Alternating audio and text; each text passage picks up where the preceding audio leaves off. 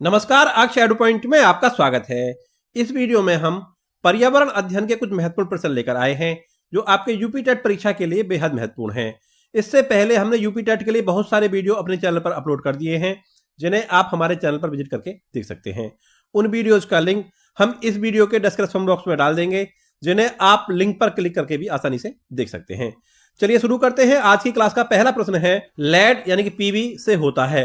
अब देखिए, जो लेड से मृदा प्रदूषण होता है, वायु प्रदूषण होता है, रेडियो एक्टिव प्रदूषण होता है, या ये सभी प्रदूषण होते हैं। तो देखिए, लेड से होता है वायु प्रदूषण, क्योंकि जो लेड है उसको पेट्रोल में मिलाया जाता है और जो है वो धुआं के रूप में बाहर निकलता है और वायु प्रदूषण करता है। तो इसमें दूसरा वाला ऑप्शन सही होगा। चलिए आगे चलते हैं।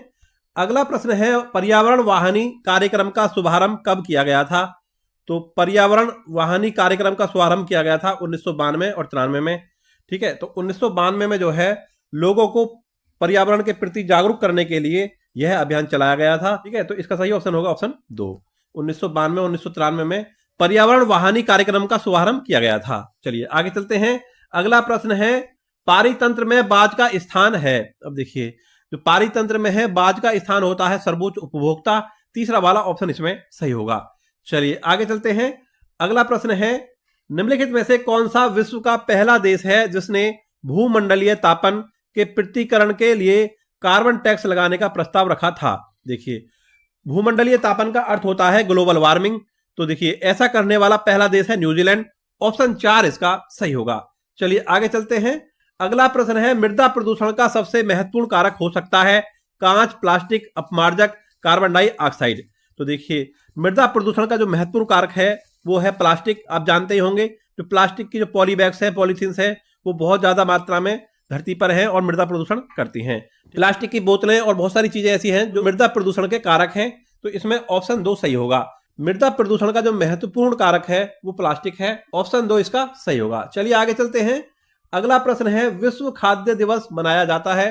तो देखिए, विश्व खाद्य दिवस मनाया जाता है 16 अक्टूबर को। पहला वाला ऑप्शन इसका सही होगा। चलिए आगे चलते हैं। अगला प्रश्न है, भारत के अधिकांश वन्य जीव संरक्षित क्षेत्र घिरे हुए हैं घने जंगलों से, नदियों एवं झीलों से, मानवीय बस्तियों से, पर्वत एवं पहाड़ियों से। तो देखिए, इसका सही उत्तर होगा ऑप्शन 4। जो भारत में अधिकांश वन्य जीव संरक्षित है वो पर्वत और पहाड़ियों से घिरे हुए हैं। इसमें चौथा वाला ऑप्शन सही होगा। चलिए आगे चलते हैं। अगला प्रश्न है, निम्नलिखित में से किसके कारण वायु प्रदूषण नहीं होता है? तो देखिए, जो चारों ऑप्शन दिए हुए हैं इसमें चौथा वाला ऑप्शन सही होगा। जल विद्युत शक्ति केंद्र से जो है वायु प्रदूषण नहीं होता है। आप जानते होंगे कि जो वहां पर बिजली बनती है वो जल के द्वारा बनती है। जल के द्वारा जो है विद्युत संयंत्र को जो है चलाया जाता है, घुमाया जाता है। ठीक है, तो इसमें वायु प्रदूषण नहीं होता है। चौथा वाला ऑप्शन इसका सही होगा। चलिए आगे चलते हैं। अगला प्रश्न है, अधिक वर्षा वाले उष्ण क्षेत्रों में भारी वर्षा होती है जिसके परिणाम स्वरूप वहां वन होते हैं। उष्ण क्षेत्रों में सदा हरित वन होते हैं। पहला वाला ऑप्शन इसका सही होगा। चलिए आगे चलते हैं। अगला प्रश्न है, भारत में निम्नलिखित वनस्पतिक प्रजातियों में से किसका एक बृहत्तम क्षेत्रीय विस्तार है? तो इसका सही ऑप्शन होगा सागौन। ठीक है, तीसरा वाला ऑप्शन इसका सही होगा। चलिए आगे चलते हैं। अगला प्रश्न है, एक पारितंत्र में शैवाल यानी कि हरी काई का स्थान होता है। तो किसी पारितंत्र में शैवाल का स्थान होता है उत्पादक का। दूसरा वाला ऑप्शन इसका सही होगा। चलिए आगे बढ़ते हैं। अगला प्रश्न है, पृथ्वी पर खींची गई काल्पनिक रेखा विषुवत रेखा पृथ्वी को बांटती है। देखिए, इस तरह के प्रश्न भी यूपी टेट में पूछे जाते हैं। बहुत ही आसान प्रश्न है। ये जो विषुवत रेखा है पृथ्वी को 2 भागों में बांटती है। पहला वाला ऑप्शन इसका सही होगा। चलिए आगे बढ़ते हैं।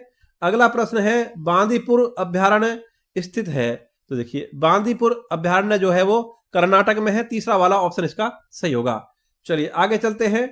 अगला प्रश्न है, निम्नलिखित में से कौन सा राष्ट्रीय उद्यान चमोली के निकट अवस्थित है? देखिए, चमोली कहां पर है? उत्तराखंड में।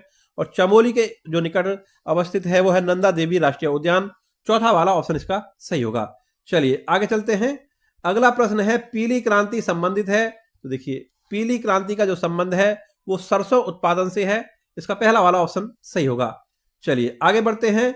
अगला प्रश्न है, भारतीय संविधान के अंतर्गत कितने प्रकार का आपातकाल होता है? तो देखिए, भारतीय संविधान के अंतर्गत 3 प्रकार का आपातकाल होता है। ऑप्शन सी इसका सही होगा। चलिए आगे बढ़ते हैं। अगला प्रश्न है, संविधान के किस अनुच्छेद के तहत राष्ट्रीय आपातकाल की उद्घोषणा राष्ट्रपति करता है? तो देखिए, अनुच्छेद 352 के तहत राष्ट्रीय आपातकाल की घोषणा राष्ट्रपति करता है। पहला वाला ऑप्शन इसका सही होगा, अनुच्छेद 352। चलिए आगे चलते हैं। अगला प्रश्न है, वृक्षों का अध्ययन किया जाता है डेंड्रोलॉजी, सिल्वीकल्चर, लिम्नोलॉजी, पेनिनोलॉजी। तो देखिए इसका सही ऑप्शन होगा ऑप्शन एक, जो वृक्षों का अध्ययन किया जाता है डेंड्रोलॉजी में किया जाता है। पहला वाला ऑप्शन इसका सही होगा। चलिए आगे बढ़ते हैं। अगला प्रश्न है, निम्नलिखित में से कौन एक कीट नहीं है? देखिए, जो कीट की जो पैर होते हैं, लेग्स होती हैं, वो 4 या 6 होती हैं, 6 तक हो सकती है, ठीक है। लेकिन जो इसमें मकड़ी है उसके 8 पैर होते हैं, तो इसमें मकड़ी जो है वो कीट में नहीं आता है। खटमल, मक्खी और मच्छर जो है वो कीट में आते हैं, मकड़ी नहीं आता है। चौथा वाला ऑप्शन इसका सही होगा। चलिए आगे चलते हैं। अगला प्रश्न है, जंतुओं में होने वाला खुरपक्का व मुंह पक्का रोग किसके कारण उत्पन्न होता है? तो देखिए, जंतुओं में जो खुरपक्का मुंह पक्का रोग होता है उसके बारे में आपने सुना ही होगा, आपने देखा भी होगा अगर आप गांव में रहते हैं तो वो होता है वायरस से। चौथा वाला ऑप्शन इसका सही होगा, विषाणु द्वारा। चलिए आगे चलते हैं। अगला प्रश्न है, पंचायती राज विषय है। अब समवर्ती सूची में, राज्य की सूची में, केंद्र की सूची में, विशेष अधिकार की सूची में। तो देखिए, पंचायती राज जो है वो राज्य की सूची में है, ऑप्शन बी इसका सही होगा। चलिए आगे चलते हैं। अगला प्रश्न है, भूमि सुधार के विषय के अंतर्गत आते हैं। देखिए, भूमि के सुधार के जो विषय हैं वो आते हैं राज्य सूची के अंतर्गत, ऑप्शन सी इसमें सही होगा। चलिए आगे चलते हैं। अगला प्रश्न है, भारत की जनसंख्या में ऋणात्मक वृद्धि दर किस दशक में दर्ज की गई थी? तो इसका सही उत्तर होगा ऑप्शन 2, 1911-1921 में, ठीक है। ये जो जनगणना हुई थी इस दशक में जो है भारत की जनसंख्या में ऋणात्मक वृद्धि दर दर्ज की गई थी, ठीक है। इसका कारण यह था कि भारत में एक महामारी फैल गई थी जिससे बहुत सारे लोगों की मृत्यु हो गई थी। इसका ऑप्शन 2 सही होगा, 1911-1921 में जनसंख्या में ऋणात्मक वृद्धि दर दर्ज की गई थी, ठीक है। चलिए आगे चलते हैं। अगला प्रश्न है, निम्नलिखित में से कौन सा संसाधन अजैव और नवीकरणीय है? अब देखिए, इसमें से अजैव जो है यानी जो जीवित ना हो ऐसा जल है, ठीक है, और लौह अयस्क है। बाकी जो है वो जैविक हैं, जो ऑप्शन दिए हुए आप देख ही रहे होंगे। तो इसमें नवीकरणीय का अर्थ होता है जो कभी समाप्त ना हो, जो अपना रूप बदल लेता हो, ठीक है, लेकिन समाप्त ना हो, उसे कहते हैं नवीकरणीय। तो ऐसा है जल, ऑप्शन 3 इसका सही होगा, जो अजैव है और नवीकरणीय है। जल एक ऐसा संसाधन है, ऑप्शन 3 इसका सही होगा। चलिए आगे चलते हैं। अगला प्रश्न है, सतत विकास के लिए आवश्यक है जैविक विविधता का संरक्षण, प्रदूषण का निरोध एवं नियंत्रण, निर्धनता को घटाना, या ये सभी? देखिए, इसमें ऑप्शन 4 जो है वो सही होगा। सतत विकास के लिए सभी जो है आवश्यक हैं, ऑप्शन 4 सही करेंगे और आगे बढ़ेंगे। चलिए अगला प्रश्न है, किस बायोम में प्राथमिक उत्पादकता सर्वाधिक पाई जाती है? देखिए, चारों ऑप्शंस को आप पढ़ लीजिए। इसमें जो विषुवतीय वन दिए हुए हैं उसमें प्राथमिक उत्पादकता जो है सर्वाधिक पाई जाती है, यानी कि जो पेड़ पौधे हैं वो सर्वाधिक मात्रा में पाए जाते हैं। देखिए, विषुवतीय वन कहां पर है? इस तरह से ये पृथ्वी है और पृथ्वी को जो है गोल नहीं बनी, आप इसको ऐसे देख लीजिए, ठीक है। इसको बीचों बीच से जो है विषुवत रेखा काटती है, तो विषुवत रेखा के जो आसपास का क्षेत्र है ये उष्ण कटिबंधीय क्षेत्र कहलाता है, जहां पर बहुत ज्यादा गर्मी पड़ती है और बहुत ज्यादा बारिश होती है। तो यहाँ पर जो पेड़ पौधे हैं वो सर्वाधिक मात्रा में पाए जाते हैं, यहाँ पर सर्वाधिक जो है जैव विविधता पाई जाती है पेड़ पौधों में, ठीक है। तो उसी के बारे में उन्होंने पूछा है, प्राथमिक उत्पादकता सर्वाधिक पाई जाती है विषुवतीय वन में, ऑप्शन 3 इसका सही होगा। चलिए आगे चलते हैं। अगला प्रश्न है, बीओडी से क्या अभिप्राय है? तो देखिए, बीओडी का अर्थ होता है बायोकेमिकल ऑक्सीजन डिमांड, ऑप्शन 2 इसका सही होगा। चलिए आगे चलते हैं। अगला प्रश्न है, मैदानी क्षेत्रों में सामान ढोने के लिए गधे एवं खच्चर का प्रयोग किया जाता है, पहाड़ी क्षेत्रों में इनके समतुल्य है। तो देखिए, मैदानी क्षेत्रों में गधे और घोड़ों से जो है सामान ढोया जाता है, इसी प्रकार से पहाड़ी क्षेत्र में जो है याक से सामान ढोया जाता है, ऑप्शन 4 इसका सही होगा। चलिए आगे चलते हैं। अगला प्रश्न है, बेरी बेरी नामक रोग किस विटामिन की कमी से होता है? तो चारों ऑप्शंस को आप पढ़ लीजिए, इसका मैं सही उत्तर आपको बताऊंगा। तो बेरी बेरी नाम का जो रोग होता है वो विटामिन बी की कमी से होता है, ऑप्शन 3 इसका सही होगा। चलिए आगे चलते हैं। अगला प्रश्न है, वन्य जीवों को अत्यधिक नष्ट करने से। तो देखिए, चारों ऑप्शंस को आप पढ़ लीजिए, ऑप्शन बड़े हैं, आप वीडियो को पॉज करके ऑप्शंस को पढ़ सकते हैं। मैं इसका सही वाला ऑप्शन आपको बताऊंगा। इसका ऑप्शन 2 सही होगा, आहार श्रृंखला असंतुलित हो जाती है यदि वन्य जीवों को अधिक मात्रा में आप मार देंगे या नष्ट कर देंगे, तो इसमें दूसरा वाला ऑप्शन सही होगा। चलिए आगे चलते हैं। अगला प्रश्न है, ग्रीन हाउस प्रभाव में कौन सी गैस प्रमुख है?